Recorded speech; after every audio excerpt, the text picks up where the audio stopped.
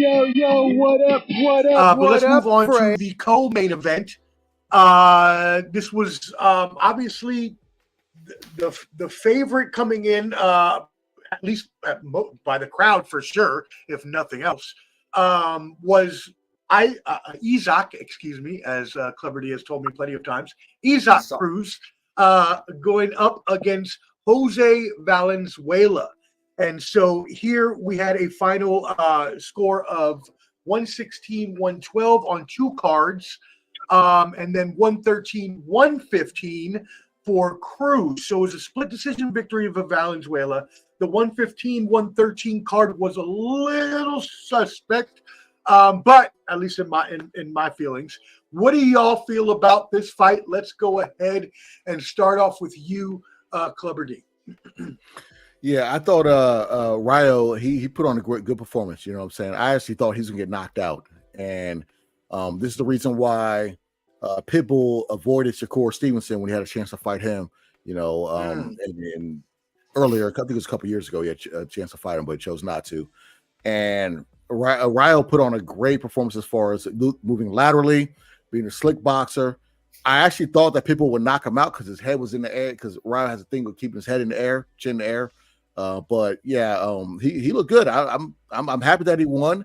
I became a bigger fan the second fight for Chris Colbert, because the way Chris Colbert was talking all that junk, and then he put him in the afterlife. He thought he took the ring off, so he was putting the ring on with Frodo. He was in Neverland. I don't know what he was doing when he knocked him out. Frodo. Yeah, he was face down. You know, when Rayo knocked him out, but on the sectional, I'm fan that he got his just due, and Pitbull never adjusted. And that check hook he was catching him with when he buckled, you know what I'm saying, he was about to do the Tootsie Roll, you know what I'm saying, that shows you what type of fighter he is. But yeah, go Rayo. I'm a fan. Okay, Josh. We can't hear you. Muted, Josh. Something muted. Maybe a little low. Nope, can't hear you. Hold up. Got me now? There we go. There we go. All right. I had muted myself, I guess. But anyway, I'm not the mute master. I did that to myself. But anyway, leading into this contest, I actually had picked in the prediction league there, Ernest, I picked Valenzuela via stoppage late in the contest. But that didn't happen, as we know. But I thought that he would be able to pick off Pitbull, because Pitbull, what you're going to see is pretty much one gear, and that's going to be 100 miles per hour. He's going to be charging for it, and he's going to be throwing them things right there. And if you ain't ready to deal with that type of mayhem, then, yeah, you can end up on the back end. And I think Rolly wasn't ready to deal with that type of mayhem. So Valenzuela, I thought he fought a good fight. He actually boxed. On paper, this was supposed to be the fight of the night right here. And they're really touting it up as such. But when you choose to use your size, length, and factor that in with your skill, that shows you what can happen. Now, Pitbull was able to land some pretty solid shots from an overall perspective. But that being said, I didn't think he did enough to get the victory. So I thought that Valenzuela earned that victory. And while it might not have been as pleasing from a crowd perspective, he did what he had to do to come in there and make the adjustment that he needed to get the victory. I don't think it's the end of the road for Pitbull Cruz. Of course, this was his second fight at 140 pounds, and ideally, given his stature at 5'4", which he has been, I mean, it's not like that's going to change. 135 might be where he's better suited, and I know that a lot of the discussions had been around him and Tank Davis fighting for a second time. And I'll go on the record and say that I think Tank stops him in a second fight. I'll just go ahead and say that.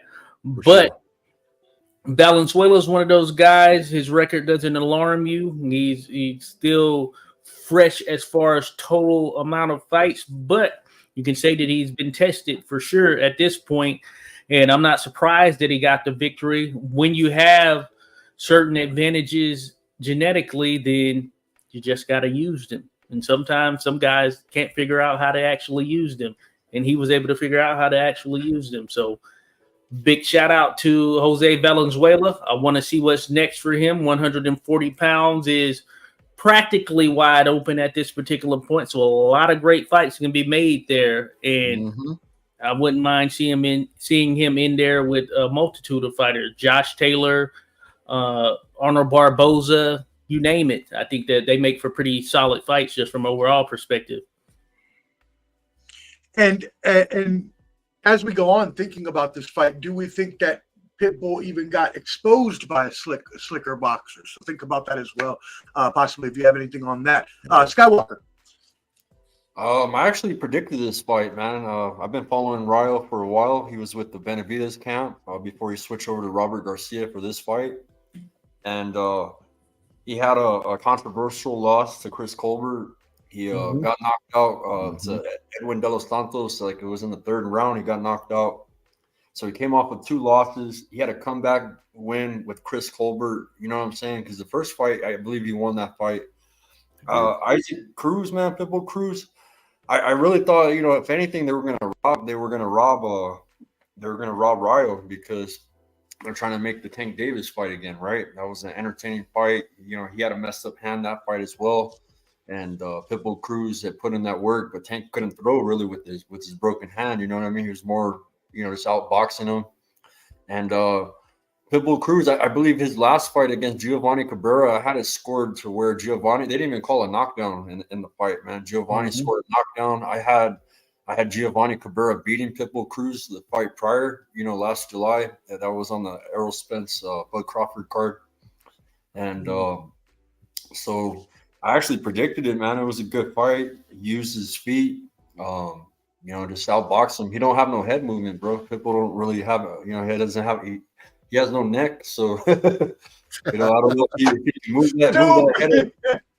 But, yeah, bro, his head movement, you know, you got to have head movement, man. You got to be able to move. You could be tough, you know, if you got a guy that's standing stationary. Pitbull's the beast, you know, he's going to fuck you up.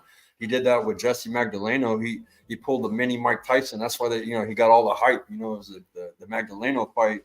He got him in the corner and started wrecking him. But yeah, man, I think I'm not saying that he's a hype train. I think he's a good fighter for certain opponents. But if you're a slick fighter and you got feet, you're gonna whoop Pitbull Cruz's ass, man. You know what I'm saying? Unless you're robbed. You know, like they did Giovanni Cabrera, they robbed his ass. You know, so that's my thoughts. Papi, your thoughts? All right, let's get to it. Let me tell you about, let's do some numbers here, right? So there's 130,976,000 and some change. 130 million, let's just say 131 million Mexicans. There are 40 million Black Americans. Right? So with 131 million Mexicans who love fighting and love boxing, this is what you're gonna get. They're gonna pander to that audience because they need the bread to come in. You know what I'm saying? And don't nobody support their culture and back their culture like Latin X. All Latin people, some European countries, they go real hard. You know, in Europe they start singing about. They just start busting out in the song in the middle of sports everywhere. So 131 million, right? So that's a lot of Mexicans. So now let's just get to it. All right. I just like Skywalker. I had Cabello. I had Giovanni. I picked Giovanni pre-fight to beat him, but I didn't take into consideration that there was 131 million Mexicans that wanted to see Tank and him get back at it. I didn't consider that. So they got the boy, right? So I did pick El Rayo by split decision, and I got it right. It shouldn't have been split decision. It should have been unanimous decision. So what do you do? I mean, y'all seen cartoons, right? What do you do to somebody that's 5'2" or you know, like little kid be reaching? You feel me? You got your hand on their head. You talk about you can't right? So let's give it up to Rayo for sticking to the game plan. He slipped up at the end and didn't follow it, and his coach got on his ass about it. Shout out to his coach for being like, hey, listen, man, you don't do that. You don't need to be doing that. Touch the boy up, get out of the way. Pitbull is one-dimensional. He's probably a weight bully. If you ask me, 140 was too big for him. He had no business going up there, but everybody knew that Rolly was the easy pickings, just like Campbell was the easy pickings. People going to get that belt so they can get some clout. Unfortunately, the boy's never developed. He's got one style. I mean, I liked him when he was at 135. I liked him for what he was, but we need to stop making people famous for losing to Tank. Where else does this happen at? Where else? What other sport does somebody become more famous for losing to somebody? Not only did Tank have one hand, you couldn't hit Tank because he had footwork and he was stabbing you up with the right when you was missing.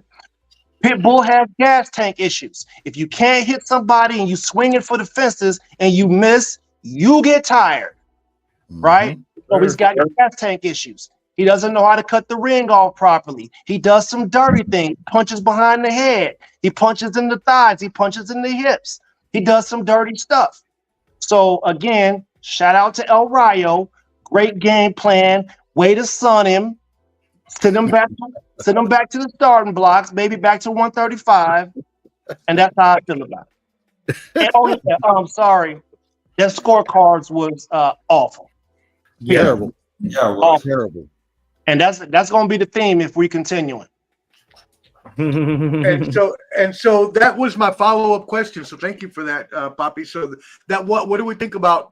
Go around the horn real quick about that score for 113, 115 for Pitbull, and also just a general. It seems like every time there's a big fight, we are seeing some outrageous, and especially in these Riyadh season fights over in Saudi Arabia, there's always someone with a wild score that is just like so abnormal from the rest of what everybody else is thinking. So what do we think about, just in general, about this sort of trend that we're seeing? Anyone? Two words. Adelaide Bird. 114, 114 Canelo Mayweather. Woo! Huh? Didn't I just say 114, 114? Hey, listen, man. We keep it loaded and cocked over here. You feel me? It happens, man. We see that organizations they're corrupt. You got people who are promoting fights. They're paying judges off, and all of us are out here bickering with each other when we shouldn't be fighting with each other. You got to point the finger at the refs, the promoters, the referees. You feel me? So yeah. Let me jump in there, Ernest. I will say this from that terrible, the Mayweather Canelo fight you just mentioned, from the Olympics, Roy Jones Jr. in 1988 to Floyd Mayweather and was at 96 in Atlanta, to even UFC. The scorecards are awful, and it's the commissions that hire these judges. You know what I'm saying? And it's across the board terrible. And that's what we should have known something when we saw Big Baby and Ruiz get a draw. We should know the hometown cooking was there. We should have known it. Yeah, you have to talk about the mob influence. You have to talk about the mob influence. You have to talk about Vegas. Because anytime they're gambling and people's money's on the line, you have people that want to control what's happening or to gain an advantage. These are the things that you get. So you have to eliminate some of these things in order to get it back to fair and square. That's a fact. One of the things I want to add to that, as the resident boxing official here, of course, on the amateur side right now, I want to say that we need more individuals like yourselves out there that are involved with the sport, because not everyone who is judging is watching on a consistent basis like we are. Not everyone who is judging is as versed in the sport on a consistent basis like we are. So we need individuals like yourselves that are involved with the sport, that are officials, that are judges, etc. And I will say that it's not always the case, interestingly enough. Let them know what you do, Josh. Let them know what you do on the side sometimes. Let them know. Oh yeah, I officiate. So I'm with USA Boxing, amateur boxer there, or amateur official, of course. Could turn pro here at some point soon. And that being said, Hey, you get a multitude, a mix of individuals who are involved in the sport, but you might run into some individuals who don't actually watch boxing the same way that we do. So when they show up and they're there at the events, that might be the only boxing they've seen for the week, and they're seeing it right then and there.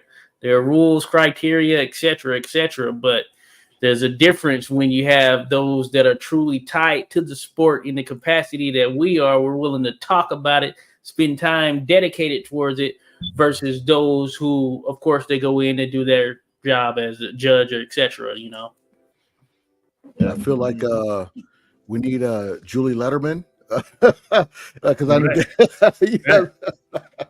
he was always there when her dad was. Some stuff is still unexplainable, though. Some of these scores are still unexplainable. It's sad. It's sad. Hey, we need people with high integrity. We don't. Hey, we need your pockets to be greaseless. Money shouldn't just slide into them like that. slide, just money just sliding in the hands like that. I completely agree.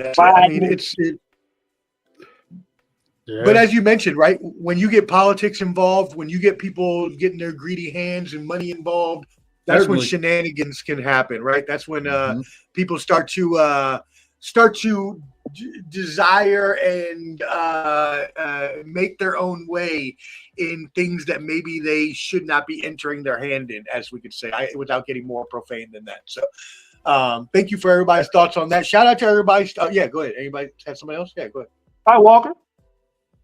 Okay. What? Yeah. So you have something else to say, Skywalker? No, I'm good. Yeah. Hey, okay. I got one other thing. I will say one other thing, and I will say this, and I think it's probably apparent in some sense.